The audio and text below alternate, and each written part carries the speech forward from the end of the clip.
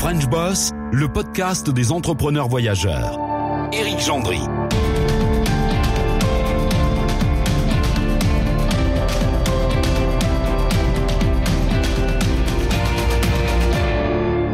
Salut à tous, elle est actrice, elle est fondatrice et directrice d'un festival du film qui se déroule une fois par an sur le territoire américain.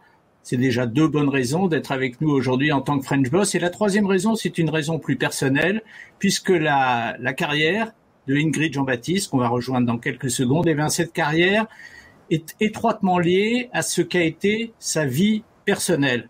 Bonjour Ingrid. Bonjour. Ingrid, on va parler avec vous des circonstances de votre vie et Dieu sait si elles ont été importantes dans la vie que vous avez aujourd'hui, la vie professionnelle, j'entends, que vous avez aujourd'hui. Auparavant, un petit gimmick dans cette émission. Derrière moi, une photo de New York sous la neige, puisque au moment où nous avons enregistré cette émission, New York était complètement enseveli sous la neige.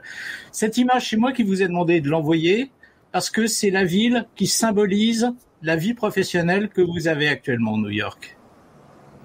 Absolument. Et c'est assez étonnant que j'ai choisi cette photo parce que nous sommes maintenant sous la neige, 15 inches de neige. Je sais pas combien ça fait à peu près 45 cm. 50 cm de neige. On multiplie par 2,5. Donc, voilà.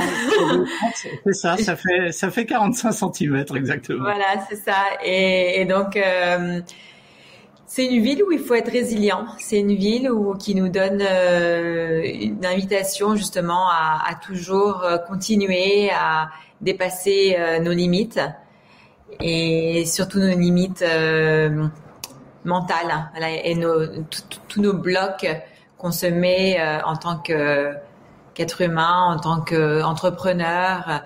Et quand on est dans cette ville, on ne peut pas penser à ses limites.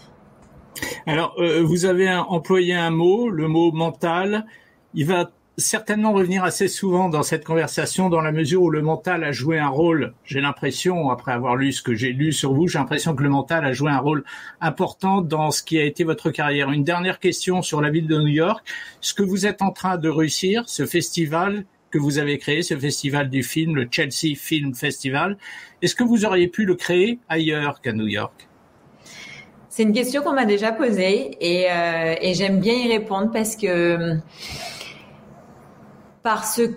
tout simplement, il y a 10 ans, j'ai dit non, mais je pense que au final, tout se passe dans la tête. Donc, effectivement, cette ville nous invite à nous dépasser, et aussi la mentalité américaine est vraiment une invitation à pouvoir. C'est une ville capitaliste, donc on peut construire ce qu'on veut, mais je crois que quand même, si on a l'envie, si on a le souhait vraiment profond, au plus profond de soi-même, de réaliser quelque chose, on peut le réaliser n'importe où. Voilà. Et il y a 10 ans, j'ai peut-être pas le même discours, mais je crois qu'on évolue en tant qu'être humain. Et oui, je pense que c'était l'envie que j'ai eue à ce moment-là. Je dis il y a 10 ans, mais en fait, ça fait 8 ans. On va sur la 9e année. Comme quoi, j'anticipe déjà. J'ai hâte d'être aux 10 ans. Et donc voilà, c'est un rêve qui est devenu réalité. Mais il faut se donner les moyens, tout simplement. Ingrid, une petite question rapide. J'imagine que je suis pas le premier non plus à vous la poser. Et puis après, on va passer effectivement à votre vie. Est-ce que vous avez un lien de parenté avec Lucien Jean-Baptiste? Oui, absolument. C'est mon oncle. C'est le frère de ma maman, le petit frère de ma maman. D'accord. On va parler de vous. J'ai regardé. On va parler de vous, je disais. Si Merci. Vous en êtes d'accord. J'ai regardé attentivement, j'ai lu pas mal de choses sur vous. J'ai même regardé des émissions de radio américaines auxquelles vous avez été invité. Donc je sais quelques trucs sur vous, mais je suis loin de savoir tout. Je sais notamment que vous avez débuté dans la vie par le journalisme.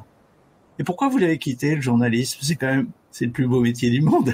Je sais pas si je l'ai vraiment quitté, pour être honnête avec vous.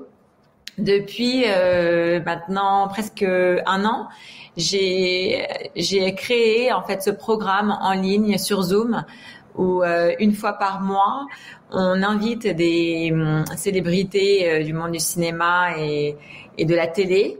Et je fais partie en fait des personnes qui interviewent ce cast, ce panel.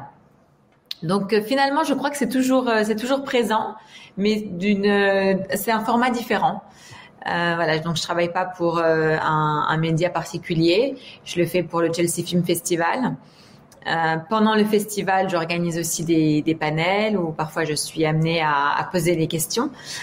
Donc voilà, c'est Ingrid Jean-Baptiste qui organise un peu ces interviews comme elle le souhaite. Ingrid, on va parcourir votre vie. Donc, on a parlé du journalisme. Vous n'êtes aux États-Unis que depuis quelques années. On va en parler. Racontez-moi le début de votre carrière. Il a eu lieu en France. Alors, oui, donc je suis née et j'ai grandi à Paris. Et j'ai également passé beaucoup de temps à Londres parce que mon papa habite à Londres. Il a habité à Londres depuis que je suis toute petite, depuis l'âge de 5 ans. Donc, j'ai été amenée à faire sans cesse les allers-retours pour visiter ma famille. D'où aussi mon côté anglophone, anglo-saxon, assez présent chez moi et la mentalité aussi, et de vouloir découvrir un peu de nouveaux horizons. Et j'ai fait Hippocagne à Paris. Je sais pas si les Américains vont comprendre ce que c'est Hippocagne. J'ai toujours du mal à expliquer. Cela dit, c'est pas très grave parce que ça s'adresse surtout à une clientèle francophone. Ok. Et ensuite, j'ai étudié à la Sorbonne, histoire à la Sorbonne, et dans un but vraiment particulier de vouloir devenir journaliste. Et mon but précis, c'était le journalisme télé. Donc j'ai travaillé dans la production de Philippe Lefay pendant quelques temps, et également dans des magazines. Et en tant que stagiaire, et j'ai beaucoup appris en tant que stagiaire, et puis par la suite, j'étais embauchée, et très vite je me suis rendu compte que finalement j'allais devoir attendre longtemps pour être respectée par rapport à mes qualités de journaliste, ou tout simplement par rapport à mon âge. Donc et j'étais une personne déjà très très j'aime bien aller vite en fait dans tout ce que je fais. J'aime bien aller vite. C'est pas que je dépasse les étapes, mais j'aime bien que les choses aillent assez vite. Et donc finalement, je me suis dit peut-être qu'aux États-Unis, je vais pouvoir réaliser mon rêve le plus cher, qui est d'être journaliste. Et quand je suis arrivée à Los Angeles, dans un premier temps, j'ai rencontré beaucoup de gens qui étaient dans le cinéma et qui me disaient, mais Ingrid, est-ce que tu es mannequin? Est-ce que tu es actrice? Alors je dis non, moi pour moi j'incarnais vraiment le journaliste. Je dis non, je suis journaliste, et j'aimerais travailler dans la presse américaine. Et par la suite, j'ai effectivement travaillé après à Los Angeles dans un média américain, mais c'était très très différent et c'est pas vraiment ce que je recherchais. Donc c'était très Hollywood, très gossip, très un peu comme on pourrait voir Public, les magazines un peu people en France. Donc c'est pas vraiment ce que je recherchais en tant que journalisme. Et très vite l'acting, le cinéma m'a en fait rappelé que c'était ce chemin-là que je devais suivre, parce que quand j'étais petite, j'avais aussi pris des cours de théâtre au cours Florent, et ma maman en fait est dans le cinéma et dans la photo depuis 30 ans, donc j'ai baigné dedans. J'ai baigné dans cet univers sans savoir que c'était une carrière que j'étais prédestinée en fait à suivre.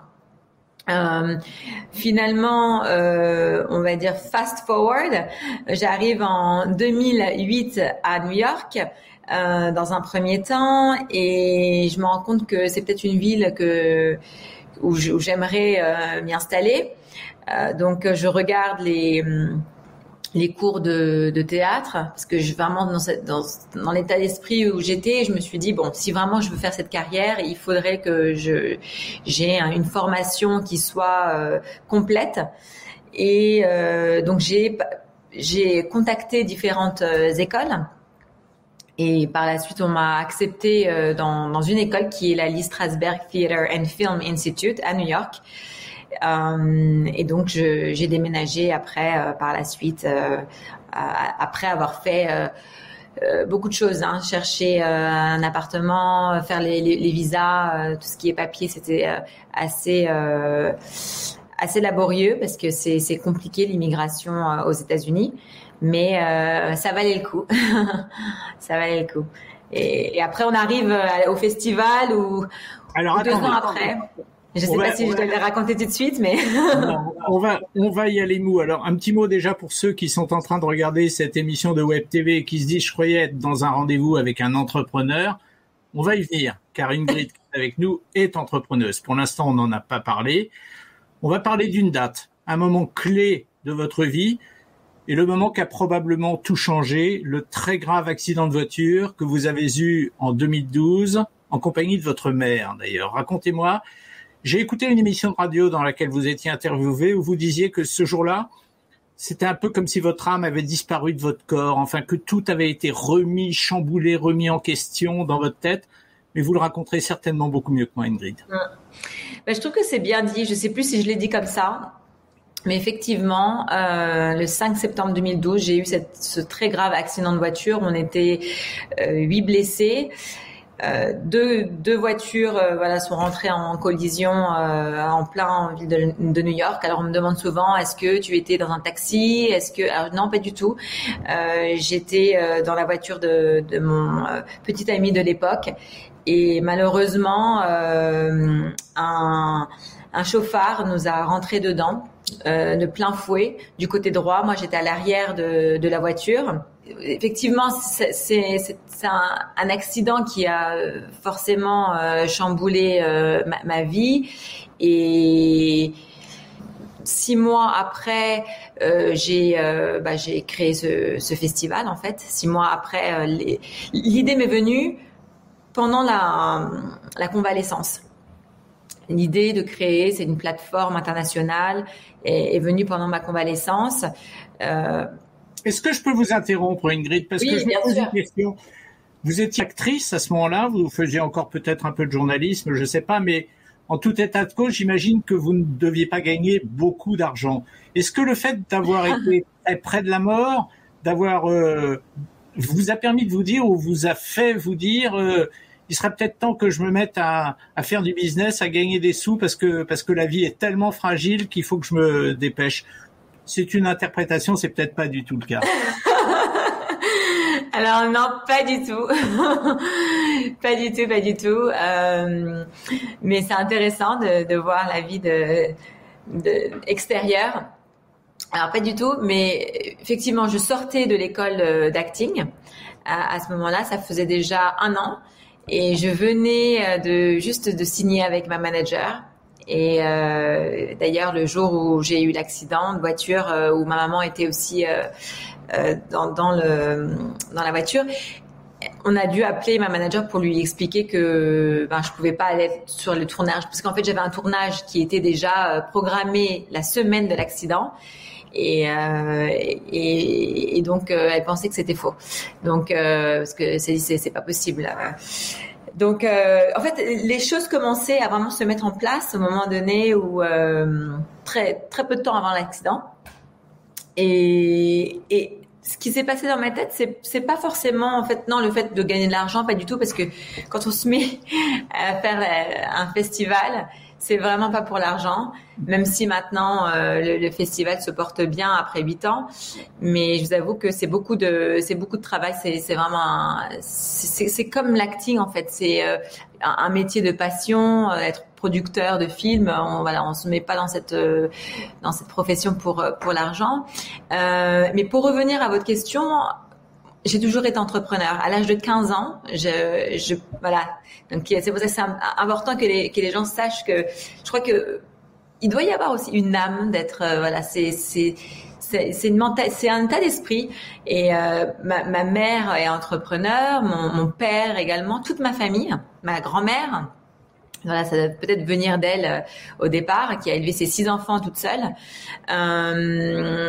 Je disais ça parce que, en fait, à l'âge de 15 ans, j'ai ma tante qui avait un magasin de photos, et à l'époque ça existait. Un magasin de photos, on allait chercher nos films, on allait développer nos belles photos en différents formats et les encadrer, etc. Et donc j'allais l'aider le week-end pour me faire un peu d'argent. Et l'été est venu, je crois que c'était en 2000, je sais plus, mais bon, les années 2000. L'été est venu et elle m'a dit, bon, Ingrid, je crois que t'es capable de tenir la boutique. Et est-ce que ça te dérangerait pas si je te laisse dans la boutique et pour l'été, et bon, je prends mes vacances. Alors je lui dis, mais alors, pas du tout. Tu peux être vraiment en confiance parce que je sais m'occuper de la boutique. Et sachant que c'était une boutique en plus à l'époque dans le 19e arrondissement près de la place des Fêtes, donc c'était pas très joyeux comme quartier, mais voilà. Donc depuis l'âge de 15 ans, je suis toujours j'ai baigné dedans, et puis par la suite j'ai aidé ma maman aussi dans son entreprise de communication où jour et nuit on travaillait. Donc voilà, j'aime ça, j'aime entreprendre. Vous aimez entreprendre, Ingrid, mais vous avez fait des études littéraires, Hippocagne. En quoi étiez-vous formée pour devenir entrepreneuse, et est-ce que vous vous êtes formée, c'est le deuxième volet de la question en quelque sorte, est-ce que vous êtes formée sur le tas? Est-ce que vous avez appris en commençant à travailler? Je pense que oui, j'ai appris sur le tard. J'ai pas été formée, j'ai pas fait de business school, j'ai pas. Je crois que c'était la formation de la vie, en fait, la formation de la vie, l'assimilation, le fait d'avoir aussi des parents qui entreprennent, une famille qui est très indépendante, et j'ai baigné dedans, donc peut-être que une école, une business school, une école de commerce peut-être m'aurait plus aidé à être plus pragmatique que rêveuse, parce que c'est un peu aussi le côté rêveur, le côté je peux le faire, qui fait que j'ai réalisé tous mes souhaits jusque-là. Bien, alors on parle maintenant, on rentre dans le dur, dans le vif du sujet, la création du Chelsea Film Festival. C'est effectivement un univers que vous connaissez, que vous aimez, celui du cinéma, mais c'est aussi un business. Et comment ça se passe, les premiers pas dans le business, compte tenu de ce que vous venez de nous dire, à savoir que vous n'aviez pas du tout été formé et que vous appreniez sur le tard? Est-ce qu'il y a eu des erreurs que vous avez commises, que vous pensez avoir commises? Alors, donc déjà les premières étapes, c'était de créer ce business plan, d'aller taper à toutes les portes possibles et imaginables, soit de banques, mais aussi de personnes que je connaissais déjà, tout mon entourage, regarder les personnes qui pourraient être susceptibles de me donner un coup de main. Donc ça a été vraiment de mettre tout ça en place, et avec l'aide, le soutien précieux de ma maman. Mais ça, c'est pas facile, Ingrid, d'aller chercher de l'argent. Quand on est journaliste, moi je sais, je suis journaliste, quand on est actrice, vous l'êtes aussi, aller chercher de l'argent, c'est pas forcément la chose qu'on préfère. Il faut se faire violence un peu. Est-ce que vous avez eu du mal à vous muer dans ce rôle-là? Alors non. En 2013, il faut se rappeler le contexte dans lequel j'étais, dans le contexte émotionnel, peut-être spirituel également, qui fait que je sortais d'un accident de voiture qui m'avait presque coûté la vie. Donc, j'avais pas de peur, j'avais pas de limite, il y avait vraiment pas d'obstacle dans ma vie pour me dire c'est difficile en fait. J'étais partie dans une entreprise incroyable. Voilà, c'était un engouement où j'écrivais tout sur un papier, sur plein de feuilles, où j'avais je me souviens des stickers dans ma chambre et dans mon studio à l'époque. Et j'étais en train de faire pour moi presque un grand vision board, comme on appelle ici, voilà, pour voir comment tout allait se mettre ensemble. Et donc j'avais pas peur. Maintenant, 8 ans, 9 ans après, c'est différent. J'ai pas peur, mais c'est jamais très fun en fait pour moi d'aller demander de l'argent. Alors, je demande pas de l'argent, mais je suis passionnée par ce que je fais. Les gens participent parce que justement, ils voient qu'il y a des résultats. On est maintenant une plateforme internationale où on a montré énormément de films. Plus de 1000 films ont été présentés depuis la création du festival. On a commencé avec 17 films de 13 pays différents en 2013. Et il n'y a pas si longtemps, on a juste terminé la 8e édition avec 130 films. Donc voilà, je crois que si on veut être entrepreneur, ou si on veut juste réaliser, on va dire, c'est même pas mettre le label entrepreneur sur une personne, mais si on veut réaliser ses souhaits, à un moment donné, bon, il y a des choses qu'on va pas forcément vouloir faire, mais il faut les faire, voilà. Ingrid, est-ce que les Américains, vous avez l'impression qu'ils vous ont aidé à créer votre festival? Parce que finalement, vous étiez une étrangère, une Française, même si vous étiez bien installée aux États-Unis. Est-ce que vous avez l'impression que vous avez été aidé mieux, par exemple, que vous auriez pu l'être en France sur des circonstances analogues? Je pense que ça a été différent. Ça a été... je crois que si on véhicule vraiment un message de passion, d'excitation. Je crois que la mentalité américaine, et l'américain et le New-Yorkais surtout, on va dire le New-Yorkais parce que c'est très différent de d'autres États. Il vous tend la main, il est aussi à l'écoute. Et il va dire oui. En fait, c'est le yes we can qui va dominer en fait une conversation. Ou alors s'ils peuvent pas, ils vont dire on va réfléchir, ou on vous rappelle. Mais c'est très rare qu'on m'ait dit non en fait. C'est très rare qu'on m'ait dit non. Alors parfois, je préfère aussi le côté direct du français qui va dire non, c'est pas possible. Non, c'est pas possible. Je l'ai entendu beaucoup de fois. Mais c'est bien aussi d'entendre le yes we can parce que finalement on s'est dit on peut faire ce qu'on veut ici. Voilà. Et est-ce que financièrement, vous avez donné des chiffres pour le Chelsea Film Festival. On a compris que c'était quelque chose qui montait en puissance et que vous en attendiez beaucoup à terme.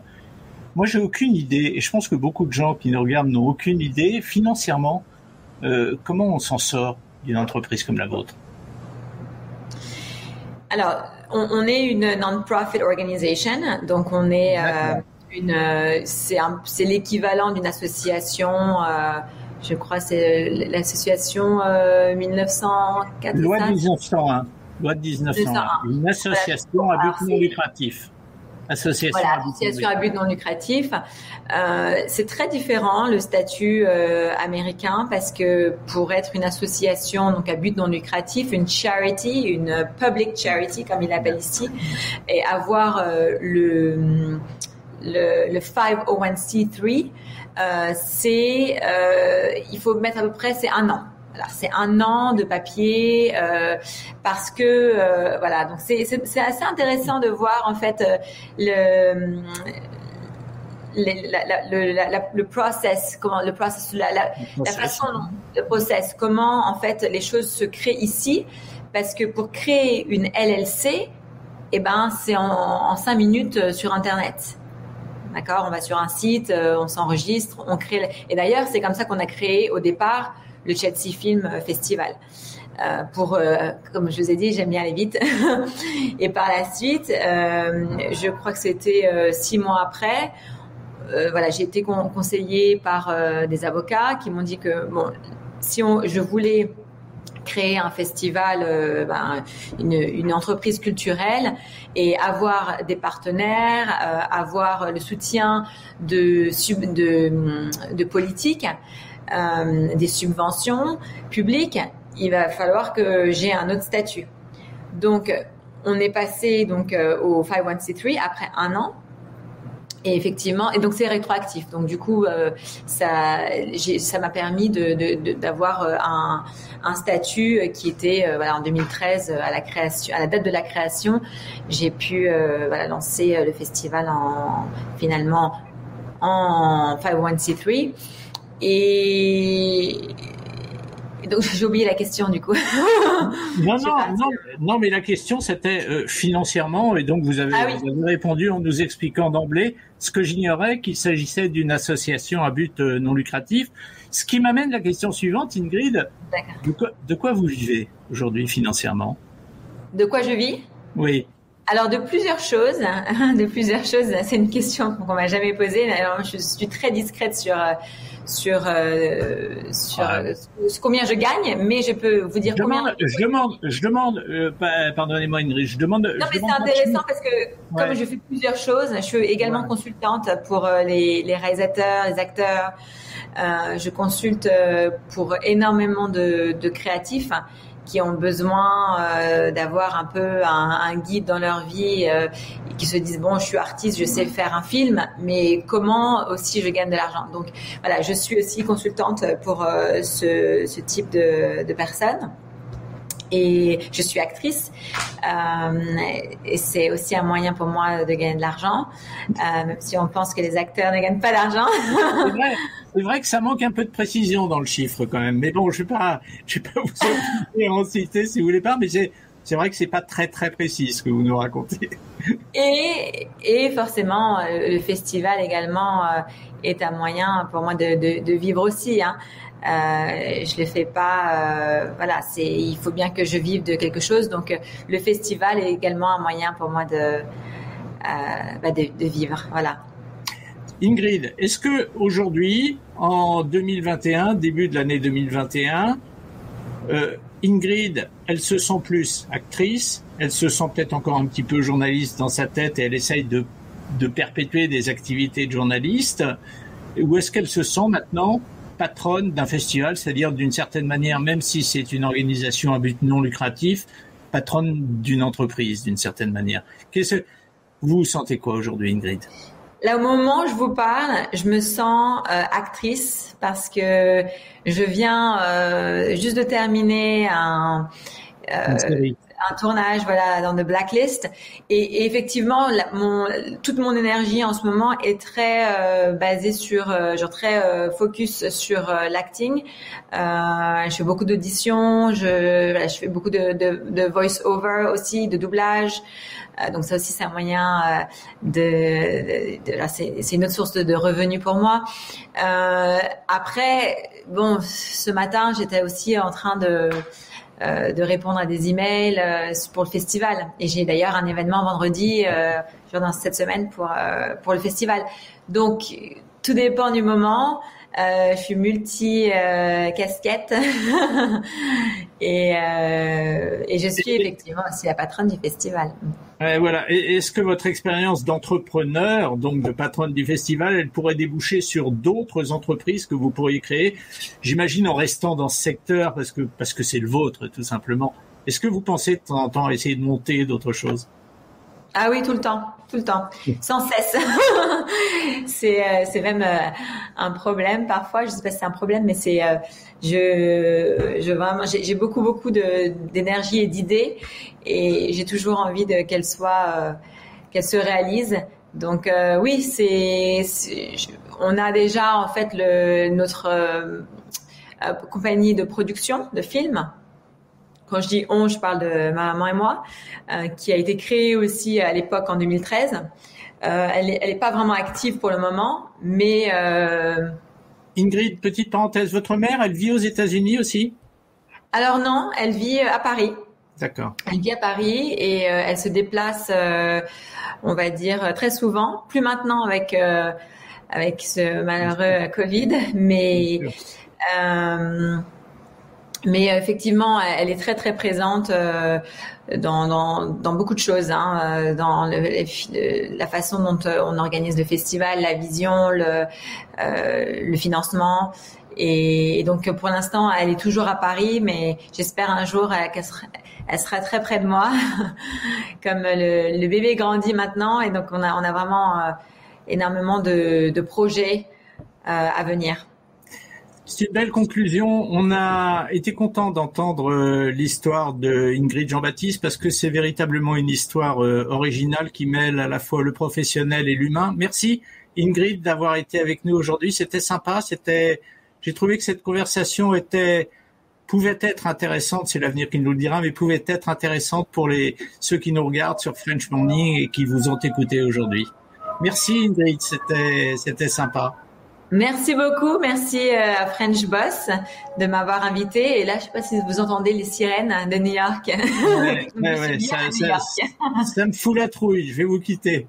À bientôt, Ingrid. Merci d'avoir été avec nous. À bientôt. Au revoir.